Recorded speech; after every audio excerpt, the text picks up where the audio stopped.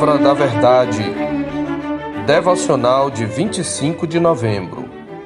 Os benefícios da meditação cristã. Quanto amo a tua lei! É a minha meditação todo o dia.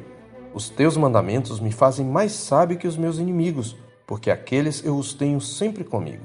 Compreendo mais do que todos os meus mestres, porque medito nos teus testemunhos. Sou mais prudente que os idosos, porque guardo os teus preceitos. Salmo 119, 97 a 100. Já vimos que a meditação é uma prática ordenada e encorajada por Deus em sua palavra, seja por preceito, exemplo ou promessa. Vimos também que meditar nas verdades divinas é um dos maiores prazeres daqueles que amam a Deus. Tal constatação por si só já nos seria suficiente para compreendermos sua importância. Mas Deus sabe que nosso coração precisa sempre de encorajamento adicional. Desse modo, é importante lembrarmos de alguns dos benefícios desse poderoso meio de graça para a vida do crente. Em primeiro lugar, a meditação inflama os afetos e o amor para com Deus. No texto da nossa meditação, o salmista ressalta seu amor pela lei do Senhor, que, por isso, é o assunto que ocupa toda a sua conversa. Este é o significado literal de meditação, incluindo, portanto, a atividade da fala. Em sua conversa consigo mesmo o dia todo, a lei do Senhor é o tema principal. Todos haveremos de convir que aquilo que mais amamos é o que mais nos ocupa o pensamento. O salmista já havia declarado seu amor pela lei do Senhor nos versos 47 e 48, dizendo: Terei prazer nos teus mandamentos, os quais eu amo. Para os teus mandamentos que amo, levantarei as mãos e meditarei nos teus decretos. Esse amor pela palavra de Deus não pode ser separado do amor pelo Deus da palavra, pois a lei do Senhor é a expressão do seu caráter e da sua vontade. É por isso que no texto considerado como o coração da aliança, o Senhor declara e ordena por intermédio de Moisés: Ouve, Israel, o Senhor, nosso Deus, é o único Senhor. Amarás, pois, o Senhor teu Deus de todo o teu coração, de toda a tua alma e de toda a tua força. Deuteronômio 6, versos 4 e 5. Sabemos que este é o principal dos mandamentos da lei ou Torá, como a chamavam os judeus, conforme afirmou Jesus em sua resposta ao intérprete da lei, em Mateus 22, de 34 a 40. Como, porém, esse amor a Deus com todo o ser é despertado? Os versículos seguintes respondem: Estas palavras que hoje te ordeno estarão no teu coração, tu as inculcarás a teus filhos, e delas falarás assentado em tua casa e andando pelo caminho, e ao deitar-te e ao levantar-te. Também as atarás como sinal na tua mão e te serão por frontal entre os olhos, e as escreverás nos umbrais de tua casa e nas tuas portas. Assim, Deus usa a meditação para suscitar emoções santas, aquecendo o nosso coração para amá-lo mais intensamente. A meditação é a chama que acende o fervor espiritual e mantém acesa a tocha da fé. Em segundo lugar, a meditação aprofunda o conhecimento e a sabedoria. Em nosso texto, o salmista reconhece que os mandamentos de Deus o fazem mais sábio do que os inimigos, mais entendido do que os seus mestres e mais prudente do que os idosos. Sabemos que é o Espírito de Deus que nos capacita a responder aos nossos inimigos. Em Mateus 10, 19 e 20, Jesus prometeu: E quando vos entregarem, não cuideis em como ou o que haveis de falar, porque naquela hora vos será concedido o que haveis de dizer, visto que não sois vós os que falais, mas o Espírito de vosso Pai é quem fala em vós. E em Lucas 21:15 ele disse: Porque eu vos darei boca e sabedoria a que não poderão resistir nem contradizer todos quantos se vos opuserem. Como o Espírito nos capacita? Primeiramente, é o Espírito Santo que inclina o nosso coração para a palavra de Deus. Em segundo lugar, é o Espírito que aplica a palavra ao nosso coração. E terceiro, ele põe em nossa boca a palavra que foi objeto de nossa meditação. Vemos isto na vida de Estevão, por exemplo.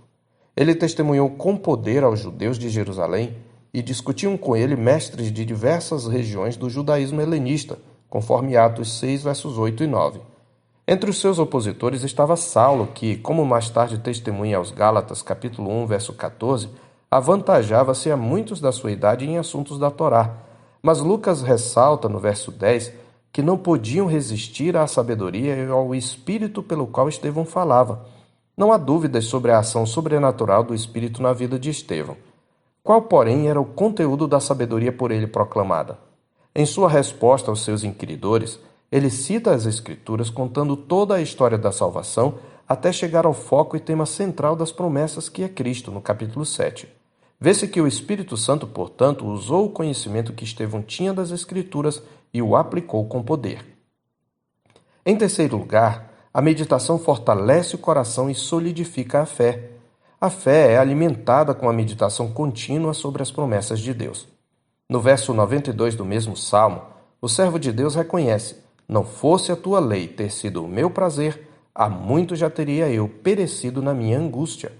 Quantos de nós, atribulados por laços de morte, angústias do inferno, cadeias infernais e torrentes de impiedade, não tiveram sua esperança renovada pela meditação da palavra, trazendo de volta à memória as promessas de Deus e tendo as esperanças renovadas? Isto porque o coração que medita na Escritura, até de noite ao deitar-se, relembrará as instruções divinas, como testemunha o salmista no Salmo 16, verso 7. Bendigo o Senhor que me aconselha, pois até durante a noite o meu coração me ensina. As palavras de Deus ruminadas no tempo oportuno serão trazidas à memória pelo Espírito de Deus. Ao meu coração me ocorre: buscai a minha presença. Buscarei, pois, Senhor, a tua presença, diz Davi no Salmo 27, verso 8. Como disse o puritano Thomas Watson, o coração é duro e a memória é efêmera. Sem meditação, tudo está perdido. Em quarto lugar, a meditação extrai maior proveito da palavra pregada. Aqueles que ouvem o sermão no dia do Senhor e durante a semana retornam a ele, pregando-o de novo ao coração, conversando sobre ele em família, certamente tirarão muito mais proveito do que os que, após deixarem o ajuntamento solene, entregam-se de volta às preocupações deste mundo sem ponderar no que ouviram. Após transmitir instruções pastorais da parte do Senhor a Timóteo, Paulo o exortou: pondera o que acabo de dizer, porque o Senhor te dará compreensão em todas as coisas, em 2 Timóteo 2,7. O conselho serve para todo cristão em relação à palavra ouvida. Como disse um servo de Deus, o conhecimento é apenas como uma tocha acesa no entendimento, que exerce pouca ou nenhuma influência, nem torna uma pessoa melhor. A meditação, ao contrário, é como os raios do sol, opera nos afetos, aquece o coração e o faz mais santo. A meditação extrai vida de uma verdade. Em quinto e último lugar, a meditação torna a oração mais efetiva. Uma vez que a meditação fixa a palavra de Deus na mente e ajuda no aprofundamento da compreensão bíblica, ela nos ajuda a orar com mais discernimento. Foi por meditar nas Escrituras que Daniel orou com discernimento, confessando a Deus os pecados da nação e suplicando pelo cumprimento de suas promessas, conforme ele havia meditado no livro de Jeremias. Em Daniel capítulo 9, podemos notar a oração desse servo de Deus recheada das Escrituras, com citações de Jeremias e da lei de Moisés. O mesmo tipo de oração encontramos em Neemias capítulo 1. Ambos os servos de Deus estavam jejuando, período que sem dúvida incluía a meditação nas Escrituras. Por isso puderam compreender a causa da calamidade do seu povo e fazer confissão perante o Senhor. A meditação se coloca entre palavra e oração. Thomas Manton observou sabiamente que a palavra alimenta a meditação e a meditação alimenta a oração. A meditação, portanto, deve seguir a audição e preceder a oração. A Escritura é como o espelho pelo qual contemplamos a glória do Senhor Jesus. E à medida que contemplamos, nós mesmos somos transfigurados de glória em glória na sua própria imagem, como pelo Senhor, o Espírito, conforme 2 aos Coríntios 3,18.